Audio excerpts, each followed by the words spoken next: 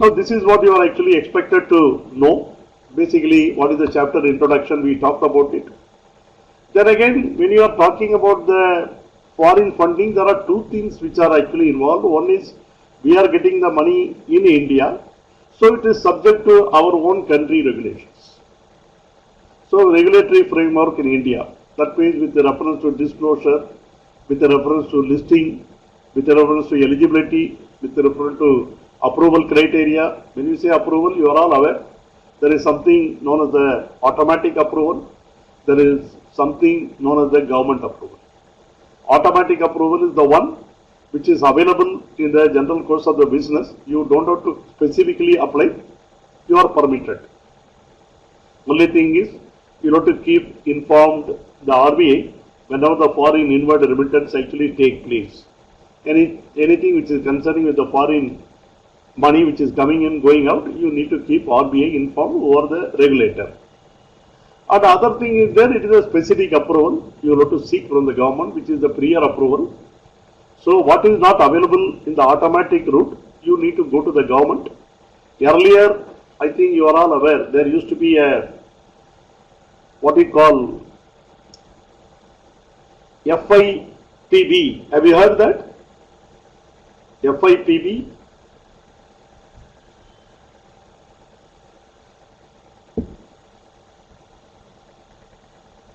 Foreign Investment Promotion Board, which used to be there. We used to approach the Foreign Investment Promotion Board, and that used to deal with all the foreign related approvals. Now in the recent past, I think FIPB has been actually discontinued. What they have done is they have allotted the appropriate concerned regulatory things to the respective department. For example, if it is something concerning with the telecommunications, then it is actually gone to what we call Directorate of Telecommunications, DOT. That is what they have done it. What is concerning with the industry, it is actually gone to the industry. There is something which is gone to the ministry. So that is what they have done. So the respective dealing regulator, we need to go and get the necessary approval.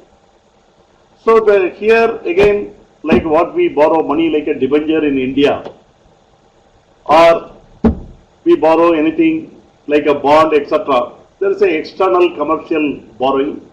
This is simply nothing but a loan, which we take a loan from the overseas countries for the use of money in India, which is one of the external commercial borrowing. Because word itself, you know, external means it is not India, it is coming from outside, that is why it is external. It is a commercial borrowing, that means it's a commercial purposes borrowing is actually made. Very simple. That depository receipts, you are all aware, depository receipts. There are actually two depository receipts we can category when we talk about money coming in. One is the ADR, one is the GDR. Can the money goes up from here also? How we get the money ADR and GDR? Can money go from India also? What is that instrument? Idea. Yes, absolutely correct. How we are actually inviting investment from overseas. Similarly, overseas people also can invite money from India, and Indian people actually can become an investor in the overseas companies. This IDR, ADR, GDR, all the things are actually nothing but it is holding the company's appropriate share only. But the only thing is, you know, all this process, what happens is, there is something called a two-way fungible. Are you aware that this concern, what is two-way fungible?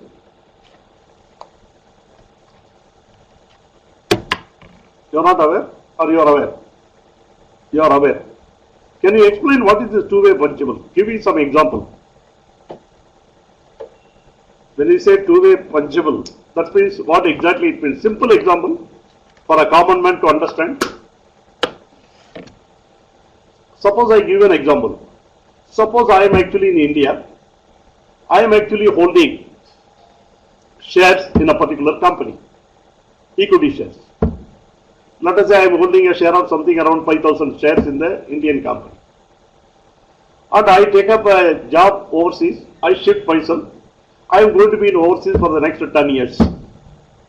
So what should I do with the share here? Should I keep it in the lock and key in a custody here, and all the Indian dividend etc. will keep coming and I have to maintain the account in India? Or can I do something else?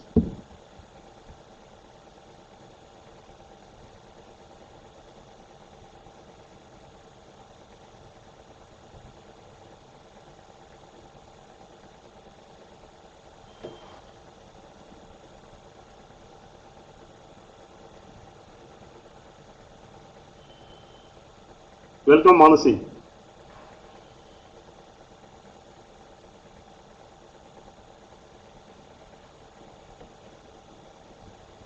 No, I don't want to sell. Why should I sell? It is my investment. I invested for a long term. Why should I sell? I want to hold it. Yeah. I don't want to sell.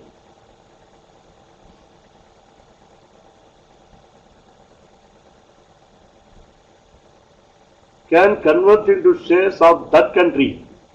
Now, of that country means what? Suppose I have a share, say, let us say I have a share with Mahindra and Mahindra Limited in India, or I have a share in Infosys in India, or I have a share in Wipro in India. When I get to the overseas country, then what should I do?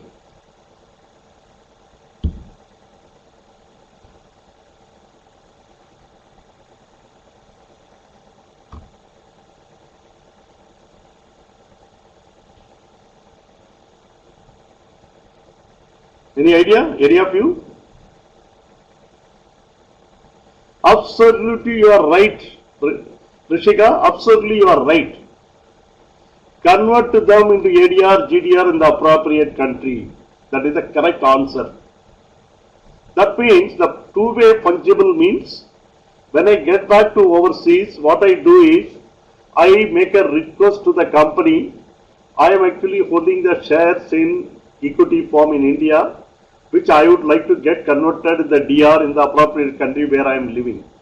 So I surrender this for the conversion. They will issue me corresponding either ADR or JDR wherever I am. So that will I get converted. So that is where we say it is actually convertible.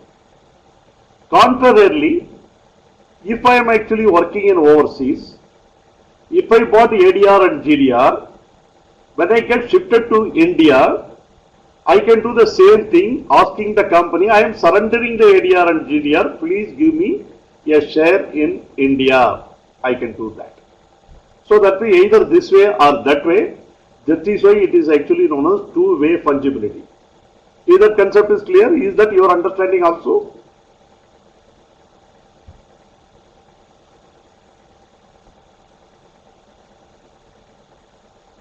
Absolutely correct. If you understood that, I think half of the job is done. Very good. I am happy. And then what is the depository receipt scheme? That means we will have to know how it works, what is it, etc. You may be knowing what is it. Are you aware how it works actually? Who are the party to it? Naturally, there will be an Indian company who is issuing. One party is definitely going to be there. Second one is actually an investor who actually wants to hold either in ADR and JDR and share, that should be there. There is a second party. Then, because one thing you remember, whatever the ADR and GDR, these are all having a backup of the necessary shares of the company correspondingly. Suppose if the company is having 1 lakh share, and they are actually issuing out of 1,40,000 shares in the ADR and GDR. These 40,000 shares are actually separated out, and these are all actually kept under safe custody against which ADR and GDR issued. When we convert the ADR and GDR back, the shares are coming from this lot only. So that means there is some bank in India, what is known as the people who are keeping the safe deposits of this shares, depository bank. That is another party where the company need to physically deposit these shares with them. That is the thing. And second thing is, in an overseas country, there is a corresponding bank, because the depository bank will confirm to the overseas bank, I am holding 40,000 shares which you can convert in the dollar denominated DR and you can issue.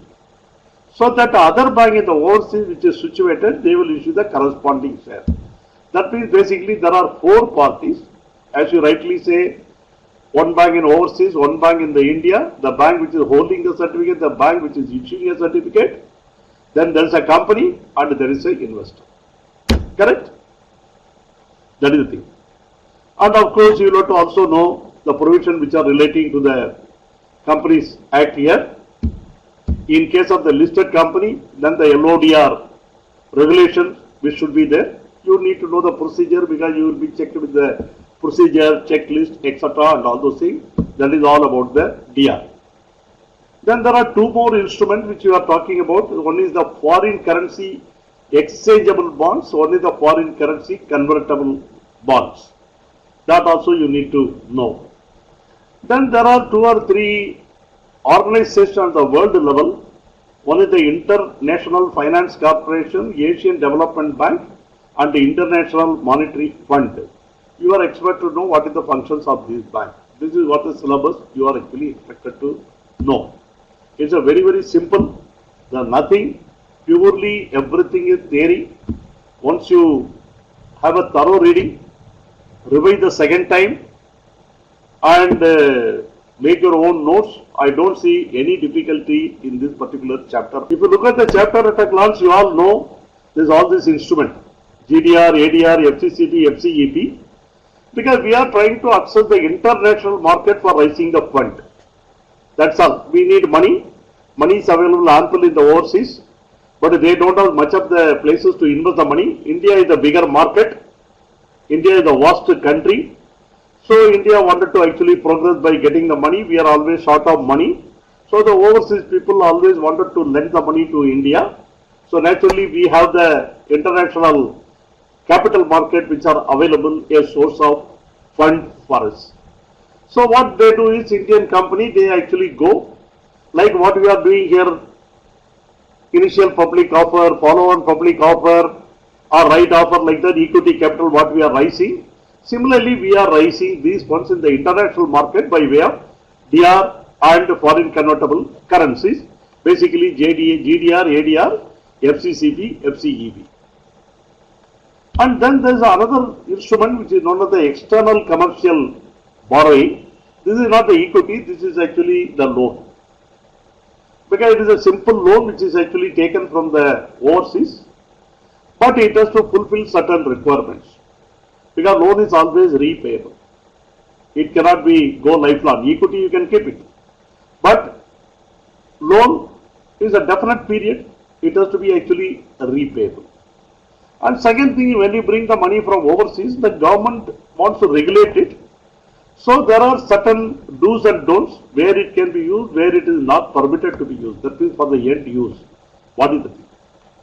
And second thing is, when you want to bring the money, it is associated with the cost.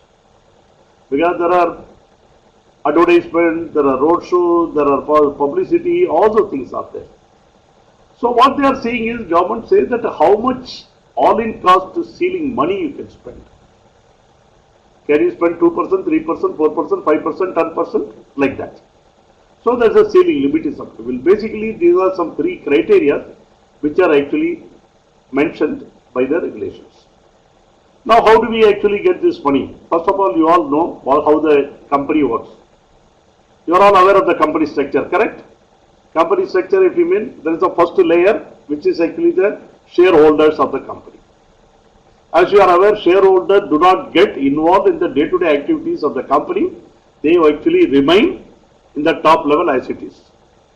Then all the shareholders, by way of the general meeting, they appoint a second layer, what is known as the board of directors. They actually give a necessary power to the second layer, namely the board of directors, saying that you are on the board of directors representing the shareholders like us.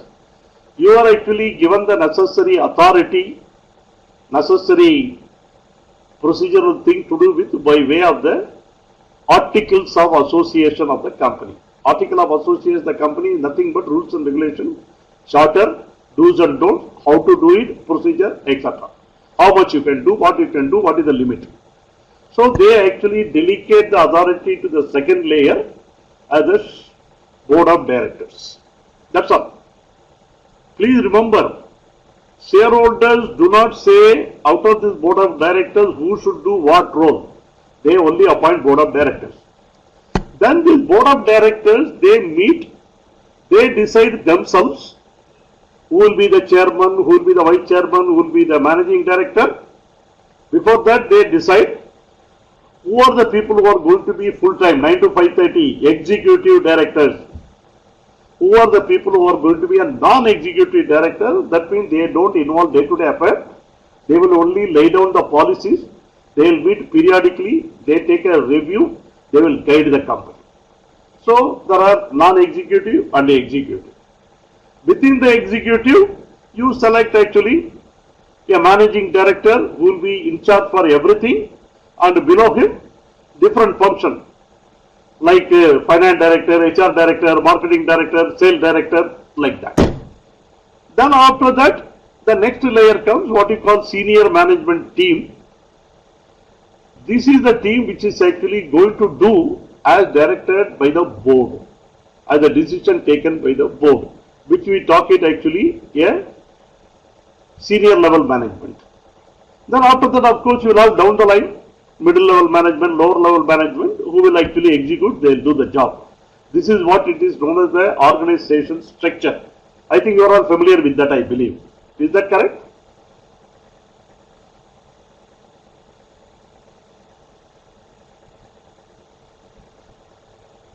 So that means here in this case, if anything want to be done, who are the approving authority? The board of directors. That way everything has to go to the board of directors of the company. So if you want to write the GDR, if you want to write the FCCB, if you want to write the ADR, whatever it is, first thing is it will go to the board of directors. That is number one. Number two, it also will require the shareholders' approval. Unless article is already provided, generally these things are not provided in the article. So because there are one of the time, depending upon the necessity, so the shareholders' approval will be there. The board of directors will say, okay, we will go ahead with this plan, but subject to getting the approval from the shareholders of the company. I think you are all aware, you are all studying the Companies Act, I don't have to elaborate on that. You will have to go to the shareholders, you will have to issue the necessary notice, it will form as a special business, you will have to give the explanatory statement, you will have to provide all the details to them, and also you will have to give the disclosure, which are the directors who are interested or none of the directors interested, what we call memorandum of understanding, all those things is required, you are aware of it. Is that correct? Strictly a company law. Then, if it is falling under the approval route, then we need to go to the concerned ministry. In all the finance matter is actually we have to go to the Ministry of Finance. Since the foreign exchange is involved, we need to go to the Reserve Bank of India. So that we need to get the approval from the foreign finance ministry, and we need to get the approval from the Reserve Bank of India. If that is there, then there is no issue. In case of the listed companies, you are all aware, you are all studying the LODR regulations.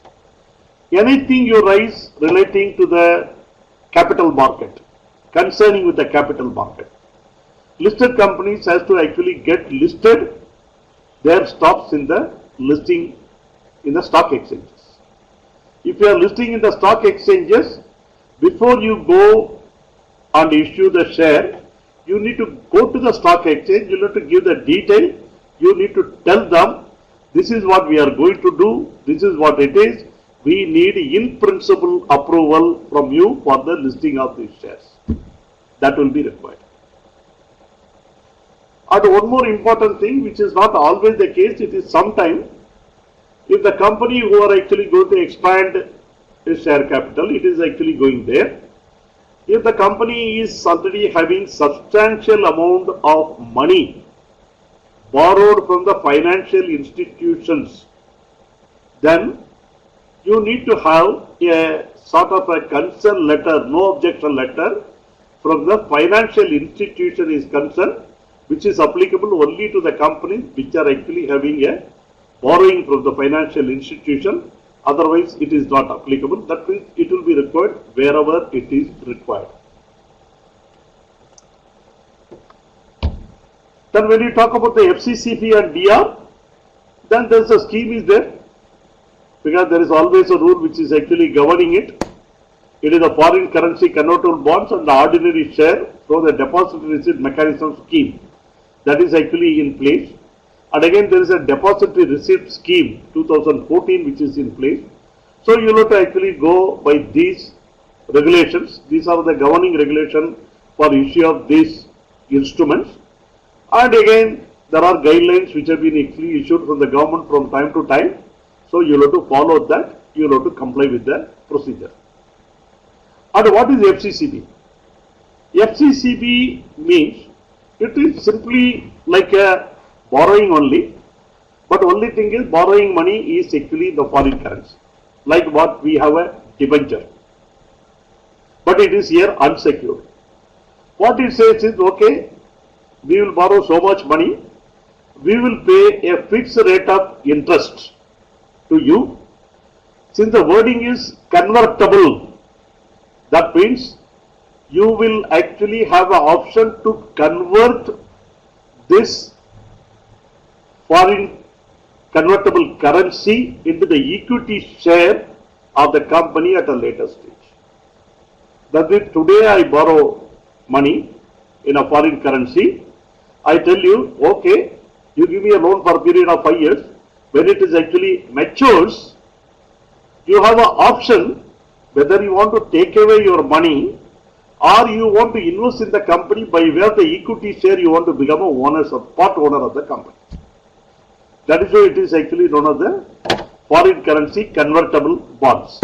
I think this also you are aware, I think, all of you.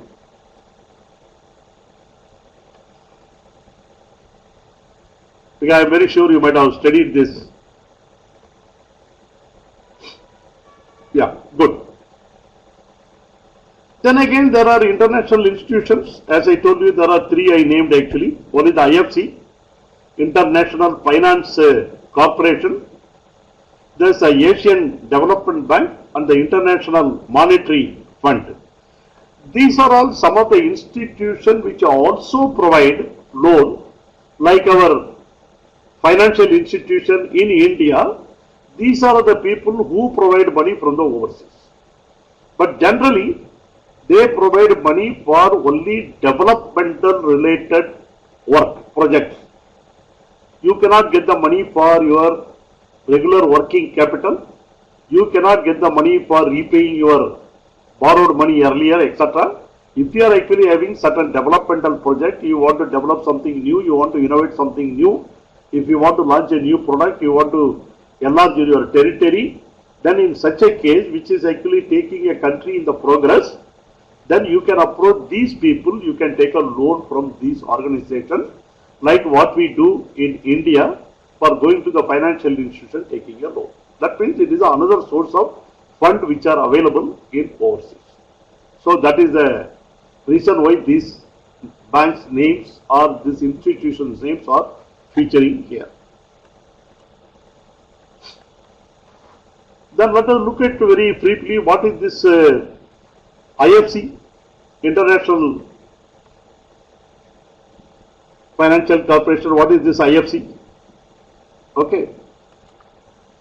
IFC is normally giving, if you are actually bringing out what you might have known, what is various the financial related services, financial services.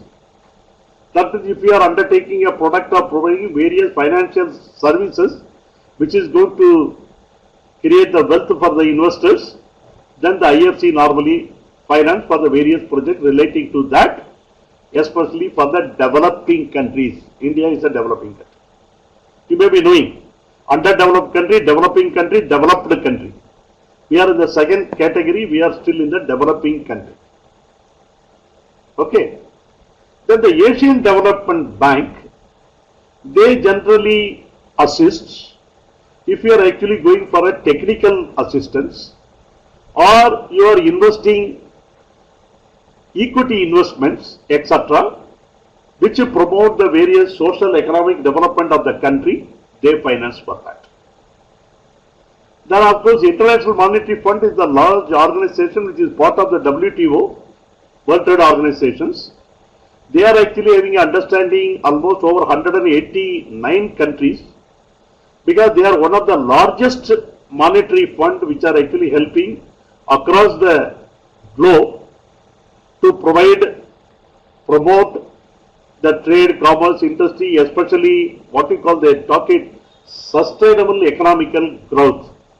That is creation of the employment, reducing the poverty, uplifting the community. All these cases is that the International Monetary Fund, they actually produce the loan. These are the three different purposes of these organizations. And then let us look into the concept briefly. Mode of raising the capital, you are all aware, I don't have to explain to you. GDR, ADR, FCCB, FCEB and ECB. Regulatory framework, you may be aware. Only thing actually you have actually FCCB ordinary share through the DR mechanism scheme is which is in place. Then foreign currency exchangeable bond scheme is there. DR scheme is there actually. Then of course there are concern circular notification which are coming from time to time. And you are all aware there is a FDI policy is declared by the RBI year after year. Consolidated FDI policy which is in the particular year that will govern the things. Since the RBI is actually the one marketing, regulating the foreign remittances and incoming and outgoing, the necessary circular notification issues the RBI. These are all the framework of the regulation which governs all these instruments. Of course, Companies Act, because all the companies are registered, incorporated under the Companies Act. So the provisions of the Companies Act and the rules made that and that will govern. In case of the listed companies, of course, the LODR regulation, which is one of the listing agreement executed by the company with the stock exchanges, monitored by the Security Exchange Board of India, that will actually govern. This is applicable for the listed companies. DR, you are all aware what is it? DR is actually nothing. It is the backup of the fixed number of underlying share. Equivalent amount of the underlying share is converted in the dollar denominated foreign currency and issued in the form of the DR. As we discussed in the beginning, this is have a two-way fungibility. You can convert either way from DR to the share, share to the DR, which you can actually do. ADR and GDR, you are all aware. ADR is again, it is only listed, dealt, traded in the American Stock Exchange. It is not listed anywhere else. This is the thing. And GDR, on the contrary, it is not only the American country, but it is also in the Euro market. That be UK, European countries, other places. And what happens is in sort of the ADR, there is a regulation is there in the US, which is known as the SEC, SEC, Security Exchange Commission. We are governed with that. But in case of the GDR, there is another regulator who are actually known as EU regulations. You know what is that EU regulations? European Union directives. So we are actually governed with the European Union directives and we will have to comply with that. The difference is ADR can be listed only in the US, but where the GDR can be listed not only in US, it can be listed in the Nasdaq, Luxembourg, UK, London Stock Exchange, all these places. Then who are the regulator for FCCB? You know FCCB, there is actually ordinary share through DR mechanism is the regulator. FCCB, as I said, is the unsecured borrowing instrument which is carrying a fixed rate of interest so long as it is there. But at the end of the maturity, it has got an option. It can be converted into the fixed number of share if the person who has lent the money wanted to, or he is free to take away the money. Whatever is, it is the option is given to him. It is not compulsory. What are the approval is required? As you all know, first thing is starting with the board. Then we need to go to the shareholder. Then we need to go to the Ministry of Finance and the Reserve Bank of India. Then stock exchanges approval will be required. And wherever needed, it is the financial institution consent will be required. ECB, you are all aware, it is a simple borrowing. We are actually taking a money from the overseas people on the commercial borrowings. That is all. Nothing else is there. And of course, it will carry fixed rate, floating rate, whatever it is, terms of the agreement which is entered upon on ECB. Now, when you talk about the ECB is actually available in a 3 different tracks, what they call it. That is 3 different methods. Only they call it medium term, only they are talking long term. And the track 3 is actually a Indian rupee. What they say is in case of the medium term, it only varies what we call maturity. It is only 3 to 5 years. That is why it is medium term. When it has a long term, normally the maturity is 10 years. Then in case of the track 3, what happens is it is not the foreign currency, it is Indian rupee dominated. Money is converted in the Indian rupee, and again the maturity period is 3 to 5 years. That is the difference.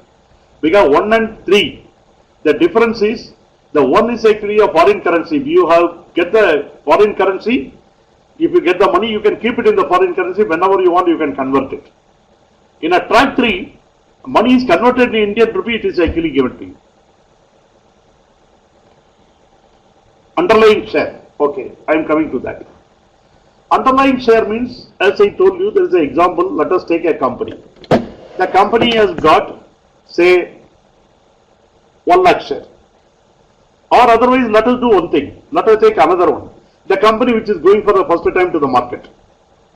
Okay. Is a 2 partners and they are going to the market. Okay. When they go to the market, they actually float the share in the market. There is one of the investor who is holding 25% of the share in the company. Let us say like that. Okay. A person is going 25% of the share. Balance 75% of the share. Out of that, it is actually going to the different shareholders. The company is actually running. After some time, the person who is 25% shareholder, he says, I want to sell off this share. Okay, I don't want to have the investment in the company. Can I sell this share? But he says, I want to sell this share in the foreign market. Are you getting it what I am saying? Okay. If we say I want to sell the share in the foreign market, the company says, okay, let us say a company has 100 lakh shares. Out of the 25,000 shares are with this person. He says, okay, you give me the 25,000 share. They will deposit the 25,000 share with a depository bank in India. They will say, we are actually going to raise the money equivalent to this 25,000 share in the overseas market. That is what you will say. So the Indian bank will keep this money under their safe custody, this 25,000 shares. Then the company will actually go abroad, they will actually conduct the road shows, they will make advertisement, they will tell this is the company, this is what the business we are doing, this is the risk we are having, this is the track record of it, this is the dividend we have been paying. We are actually coming to the market, you are all requested to invest with us. That is what they will say. Then what they will say, they will identify a banker overseas and which will be actually supposed to generate the DR. Then the Indian Depository Bank will actually tell that bank, listen, I am holding 25,000 shares, face value of 10 rupees each, so much. So what the other bank in overseas will do, they will exactly convert the equal amount of the money in the DR. They will decide what is the DR value. Whether it will be $2, $5, $10, whatever it is, they will generate that many numbers of DR there. So that means every DR which is actually generated will have the equal number of equity share as an underlying share by which it is backed, it is lying in Indian custody, Indian bankers' custody. That is what it is known as actually the underlying share. That means the DR cannot be issued unless corresponding shares are held by the Indian bankers to that. Are you getting it what I am saying? Yeah. So this is what when we are talking underlying share. Another thing is there, are you aware there is a Petro bond, there is a Nifty, finance Nifty bond, there is a gold bond, coal bond. These are all traded in the market. Are you aware? How these are all traded? Because when you say Petro bond, that doesn't have any nothing. That document is actually relying upon the movement of the petrol prices which is happening. Based on that, the instrument is actually valued. When you say Nifty Finance, what it says, it picks up 10 different banks which are actually top 10 banks. Axis Bank, ICICI Bank, HSBC Bank, State Bank of India, like that. 10 top banks it picks up. This 10 top bank shares how this is actually moving up and down. Depending upon that, the Nifty Finance script which they moves. Similarly, gold bond. Gold bond, how it moves based on the gold prices. So that means the underlying concept for these shares are gold. For petrol, it is the petrol price. For it is the coal, it is the coal price. For the Nifty, it is the bank instruments, like that. Similarly, here when you are talking about the DR, the underlying things which are held by the banks are the corresponding equity share. Got it? Okay. Fungibility of two ways. This I have explained to you well. There is no question in this because investor can cancel the DR and convert into share. They can actually go to the share and get it converted. This is the two-way fungibility. Then we are talking about the ECB, whether the ECB can be converted into equity, any borrowing. Yes, it is permitted, but is subject to certain conditions. Because normally, if the loan is there, like how we are doing debenture, you are all aware what is the debenture. Debenture can be converted into the share, fully convertible, optionally convertible, and partly convertible, all these things you know. Similarly, here ECB also can be converted. But the only thing is what it says is condition they are actually saying. That means the borrowing company should have been actually covered under the automatic route. That is the thing. Because as per the FDI, either automatic route or the approval route, whichever is there, that should be there. Earlier it was a FIPP, now it is converted to the foreign ministry. So that should be in place. Second thing is there, the conversion. If you want to convert it, then in which case the person who is actually giving you money, he should consent for his conversion. You cannot force him to convert it. And while converting it, you cannot incur any additional cost. That is the thing. And the next thing is, there is permitted sector only you can invest money. Because there is a sectoral gap is there, if you are all aware. Telecommunication services not more than 49% foreign investment. So you cannot do that. So subject to that sectoral gap in the permitted areas, with the consent of the person who has given the money, it can be actually converted. And again, share in the market, these are all actually selling, because the listed companies, this share is always fluctuating. There has got to be a proper pricing is done for the share when it is actually given to you. It cannot be given on the face value. It is always given in a fair value. So that means there is a valuation rules is required to be completed with. Then of course there are reporting requirements because foreign investment remittances, foreign conversions, share, issue of the share in the non-resident Indians, all those compliances has to be met. If those things are done, yes, ECB also can be converted into the equity. Then again, the borrower, that is a company who is actually availed any other facilities from India, that means financial institutions, bankers, etc., and other things and all those things. You know, there is always a prudential guidelines which are actually applicable. They need to comply with those things. And again, borrower and the person who is lending, the conversion, etc., and all those things need to be in place. Subject to that, ECB can also be converted in the equity, that is permitted. Next question I said, if I get the money in overseas, can I park the money there in abroad? I don't want to bring it today because I don't need the money today. I want to keep it there. Why? What is the purpose of keeping it? You know, if I keep the money abroad, it will lie in a foreign currency, dollar or euro or yen, whatever it is. Because the foreign currency is fluctuating every day. Today 70 rupees, tomorrow 71 rupees, day after tomorrow 70.5 rupees, like that. If I get the money converted Indian rupee, it will come to Indian rupee today.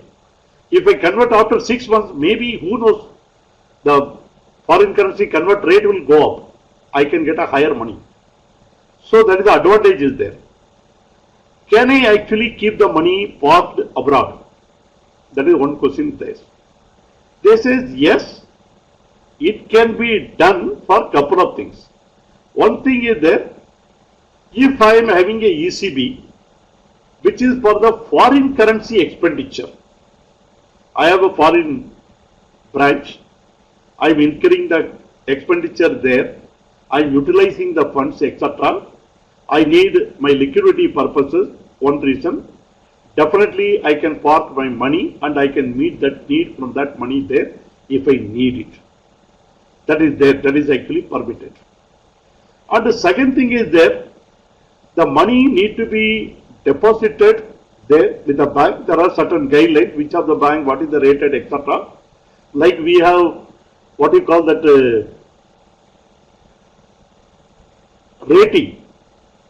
rating of the instruments. We normally get the rating A plus, A1, etc., etc. Like that in overseas also there is a rating is actually there, Standard and Poor or Moody's rating, etc. Then you should actually keep the bank who are actually better rated, that is AA plus. That is sort of the bank because your money is actually safe. That should be there. And second thing is there, if you are actually thinking the monetary instrument, etc., and all this thing, you can actually invest there for about a year or something, that maturity, you can keep it there. At the overseas branch also, you can deposit if you don't need the money. That is there. So these are all certain things which are actually permitted there. So you can actually park the money, but you are required to bring the money ultimately when you actually want it back.